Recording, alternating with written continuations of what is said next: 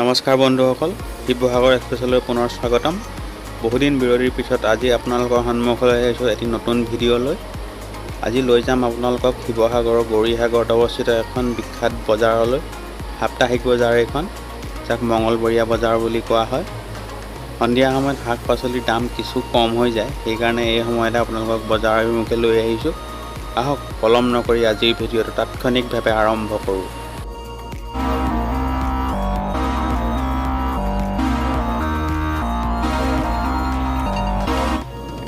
বহুদিন বিৰতিৰ পিছত নগা আলিয়েদি এনেকৈ আহিছোঁ। পূৰ্বতে আহোঁতে এই দলং কেইখনৰ কাম চলি আছিল, সম্পূৰ্ণ হোৱা নাছিল, কিন্তু বৰ্তমান এই নতুন দুইখন দলঙৰ কাম সমাপ্ত হৈছে, দেখি ভাল লাগিছে। ৰাস্তাটো বহুত চমু হৈ গ'ল এই দলং কেইখন হোৱাৰ বাবে। নগা আলিয়েদি আহি এয়া ৩৭ নং ৰাষ্ট্ৰীয় ঘাইপথত উপৱিষ্ট হৈছোঁহি। বাওঁফালেদি ঘূৰি কিছু দূৰ গ'লেই মঙলবৰীয়া বজাৰ পামগৈ।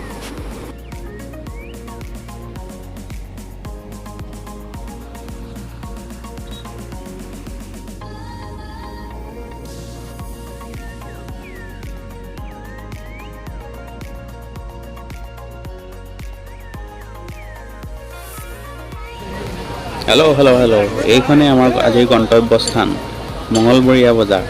৩৭ নং ৰাষ্ট্ৰীয় ঘাইপথৰ নিচেই কাষতে অৱস্থিত এই বজাৰখন। সন্ধিয়া সময়তো বজাৰত ভিৰ চাওক, কৃষ্ণ। এই বজাৰলৈ যেতিয়াই আহোঁ সন্ধিয়া সময়ত বহুত ভিৰ আৰু কোঢ়াল, এইটো নিত্য নৈমিত্তিক ঘটনা। আপোনালোকেও মাজে মাজে বিভিন্ন ধৰণৰ আচৰিত শব্দ শুনিবলৈ পাব। আহি থাকক মোৰ লগত এই বজাৰৰ অভিমুখে। সন্ধিয়া সময়ত দাম কমিব বুলি বজাৰলৈ আহিলোঁ হয়, এতিয়া বেপাৰীসকলৰ লগত কথা পতাৰ পিছতহে গম পাম শাক পাচলিৰ দাম কিমান। প্ৰভু, আজি দামটো কম হ'লেই হয় আৰু। এয়া চাওক ডবল ডবল বেঙেনা, এইটো ফ্ৰাই কৰি খাবলৈ খুব ভাল। এয়া চাওক বেঙেনা, দম দম।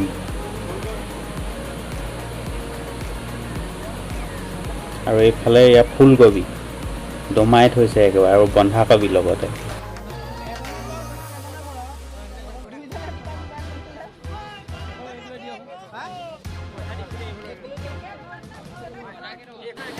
বেঙেনাকেইটা দেখিবলৈ ভাল লাগিছে, গৰম গৰম তেলত ফ্ৰাই কৰি একদম উপঙাই খাবলৈ বৰ ভাল লাগিব। লৈ লোৱা যাওক ইয়াৰে অলপ।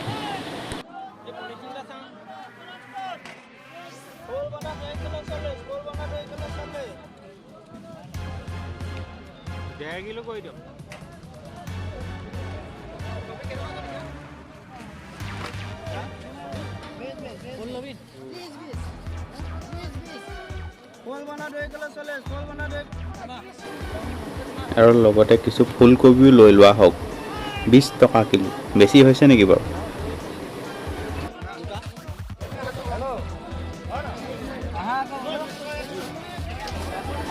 এইফালে দাদাৰ ওচৰত একেবাৰে মজা আদা লৈ যোৱাই উচিত হ'ব কিছু পৰিমাণে, আৰু লগতে জলকীয়া। দাদা একেবাৰে খুচৰি তলৰ পৰা ভালটো উলিয়াইছে নে বেয়াটো উলিয়াইছে তেওঁহে জানে আৰু। এই আধা কিলো আদা লৈছোঁ, 20 টকা মাত্ৰ। আমাৰ গাঁৱৰ দোকানবিলাকত চাই বা ওচৰৰ বজাৰবোৰত চাই দাম কিন্তু বহুত কম পাইছোঁ, কিলো মাত্ৰ 40 টকা। এইফালে একদম ধুনীয়া গাজৰ, এই মাত্ৰ যেন শাকনি বাৰীৰ পৰা উঘালি লৈ আহিছে তেনেকুৱা, একদম ফ্ৰেছ তাজা। দামো কম, কিলো মাত্ৰ 30 টকা। চালাড খাবলৈ ভাল হ'ব। ইয়াৰো প্ৰায় 1 কিলোমান লৈ লোৱা যাওক, ভালকৈ বাছি।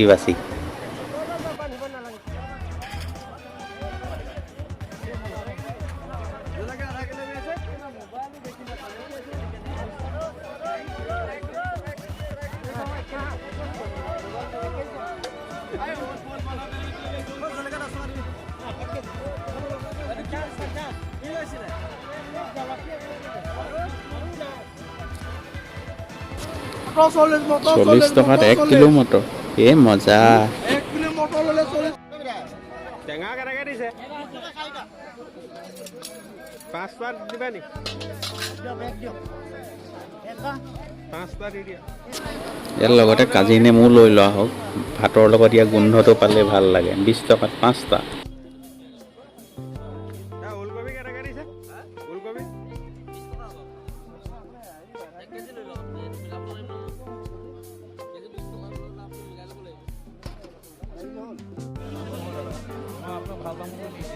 তাৰপাছত আহি ক'বহি যে আপুনি ঠিকে কৈছে দেই, আৰু বেয়া পোৱা নাই, তামোল ভাল দাম ধুনীয়া কাটিঙৰ মাল দিছে, আৰু পাছত আহি ক'বহি যে হয়। বাৰে বাহ, একদম ফুল গেৰাণ্টি থকা তামোলচোন। কেইটামান লৈ যাওঁচোন, কাটি ঘৰত চাইহে গম পাম কিনো কৈছে এওঁ। আঙুলিৰে ভালকৈ টোৱাই টোৱাই বাছি বাছি এখেতে সৰুকেইটা দিছে নে ডাঙৰকেইটা দিছে ভালকৈ আপোনালোকে লক্ষ্য কৰকচোন। মোৰ বোধেৰে এখেতে সৰুকেইটাহে দিছে বাছি। ভিডিঅ'টোত থৈ দিছোঁ যাতে পিছত আহিলে এওঁক দেখাব পাৰোঁ।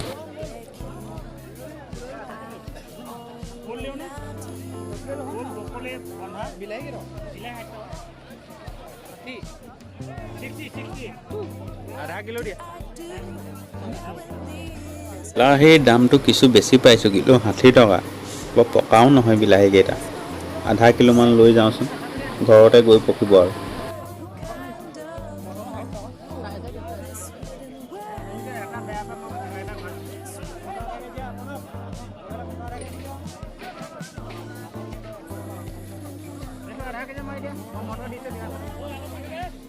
ফুলকবি কেনেকৈ দিছে?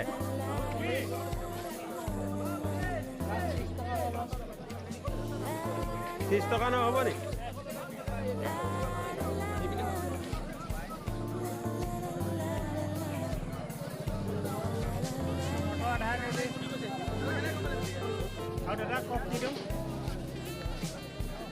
হৈ যাব।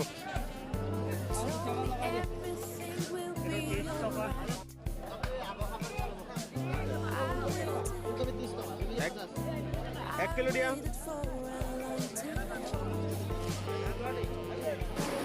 ওলকবিটো বহুতে গেছৰ কাৰণে জমৰাজ বুলি কয়, কিন্তু মই খাই ভাল পাওঁ বাৰু। দাইলত দিলে খাবলৈ বহুত ভাল লাগে এইটো। ওলকবি লভাৰ কোন কোন আছে বাৰু?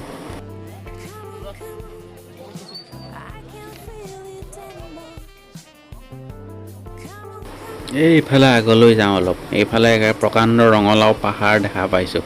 দম দম ৰঙালাও।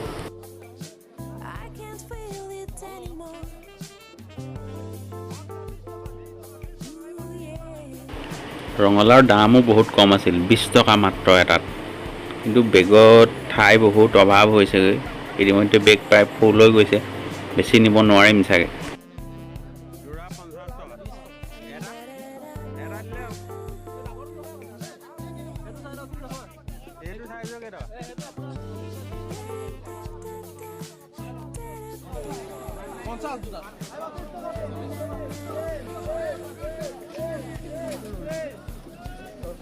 কেইটকা ধৰিয়া? বৰ ডবল ডবল মুঠা।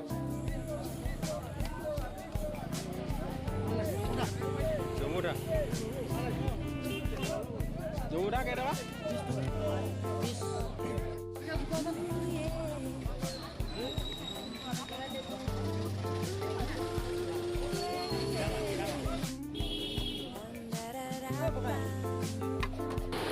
লাল চাহৰ লগত খাবলৈ ইয়াক গুড় লৈ লোৱা হৈছে। লাল চাহ আৰু গুড় কোনে খাই ভাল পায়?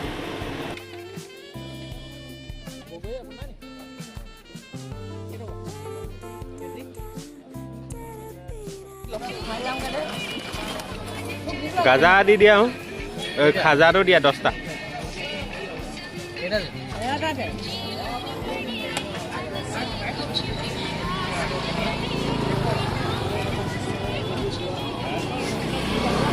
দহটা দিয়া। খাবলৈ ভাল হ'ব ন? এইটো ইউটিউবত পাই যাবা ধুনীয়াকৈ। তোমাৰ মিঠাইটোহে দিছোঁ।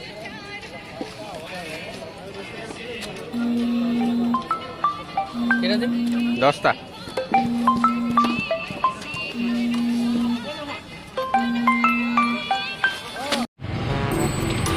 ইতিমধ্যে আমাৰ বজাৰ কৰি প্ৰায় সম্পূৰ্ণ হ'ল। এয়া ঘৰমুৱা যাত্ৰাও আৰম্ভ হৈছে। বজাৰৰ ভিতৰত পোহৰৰ বহুত অভাৱ, সেইবাবে নিজক খুলিব নোৱাৰিলোঁ ভিডিঅ'টোত। ভৱিষ্যতে পুনৰ এই বজাৰৰ নতুন ভিডিঅ' বনাবলৈ চেষ্টা কৰিম ভাল ধৰণে। আজিৰ ভিডিঅ'টো কেনে পালে জনাব। আমাৰ চেনেলটো ছাবস্ক্ৰাইব কৰিব, ভিডিঅ'সমূহ লাইক কৰিব। পুনৰ নতুন ভিডিঅ'ৰ যোগেদি আপোনালোকক অতি সোনকালে লগ পোৱাৰ প্ৰতিশ্ৰুতিৰে ধন্যবাদ। শুভৰাত্ৰি।